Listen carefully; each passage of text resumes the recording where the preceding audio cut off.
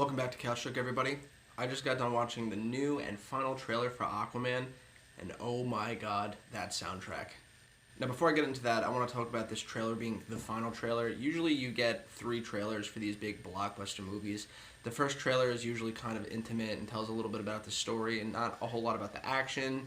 The second trailer is usually the same thing as the first trailer with a little bit more scenes, and then the third trailer is called the action trailer, at least in my opinion. It shows a lot of the action that goes on and really gives you an idea of the spectacle that you're about to see when you embark on the adventure that is this movie. I'm really so blown away. If this movie wasn't titled Aquaman and it was just some new movie from Peter Jackson, creator of The Lord of the Rings, or James Cameron or something, this looks like it has the potential to be a serious franchise starter. The world building in this trailer is fucking incredible. I mean, the visuals in this is just absolutely insane. We've gotten, far away, made up worlds in space, with Star Wars and Star Trek. We've gotten Middle Earth and Lord of the Rings.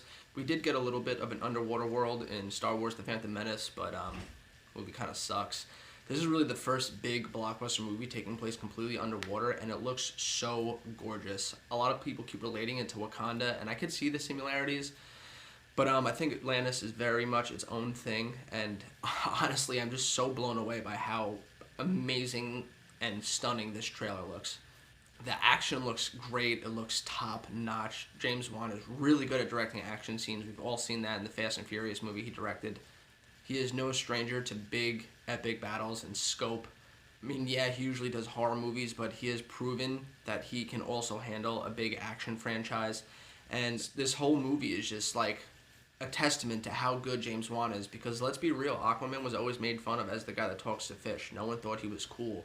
And he kind of wanted to tackle that because he wanted to prove that Aquaman could be a force to be reckoned with. And it is a very personal story to him because, he was always told that, he wasn't good enough or he wasn't worthy. Growing up, a lot of people didn't have faith in him being a director or anything like that. And so taking on, a character that no one had faith in was very personal to him. So you could see his heart poured into this, script here. Everyone's bringing their A game. You got Dolph Lundgren, you got William Dafoe, you got Patrick Stewart. Jason Momoa, who isn't really that big of a star, is killing it here. I can't see anyone else in this role. And it just looks like such an epic, feel-good movie. I mean, it's a story that you've heard before, with the brother coming to the kingdom to regain the throne from his evil brother. It's a story we've all heard before, but we've never seen it like this. This looks like it's being based off of a Jeff Johns version of Aquaman from the New 52.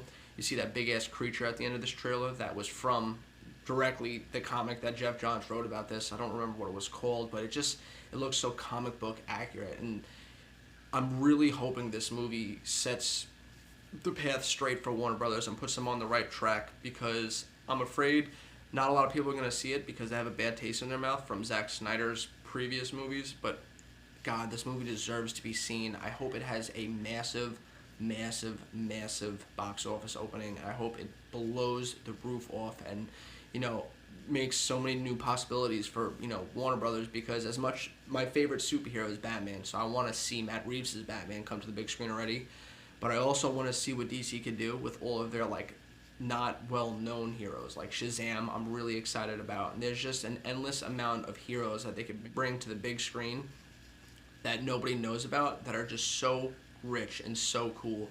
And even though I'm gushing about this trailer, the footage itself isn't the star here, but it is the soundtrack. The soundtrack to this is so insane. I watched this trailer first with no volume because I was at work, and I just wanted to see the new scenes that they added.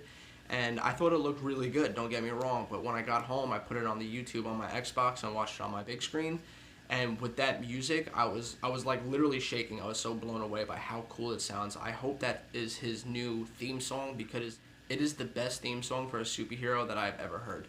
And I'm not just saying that because I'm a DC fanboy or anything. I think it's better than the Avengers theme song. I think it's better than the shitty one they had in Justice League. I think it's better than Superman's, the current one at least, not the old Christopher Reeves one. And not the old Tim Burton one. Those are iconic. But, this is, the best modern theme song I've ever heard. There's something about it that just really pumps me up. Kind of like the theme song that you hear during the scene where, Thor finally shows up in Infinity War and smashes his hammer down on the ground and, all the electricity, comes out. That scene gave me those chills with that song behind it. but I think I got the chills more or less because of what Thor did. But this, like, just listening to this song in my car without even watching the trailer, it's just so, like, intense. Anyway, let me know what you guys think in the comments down below. Are you excited for this? Are you a Marvel fan and you want this to fail? And are you a DC fan and you want this to be better than Marvel? Or are you just neutral and you want all of these movies to do good? Let's talk about it down below. And as always, I'll catch you next time.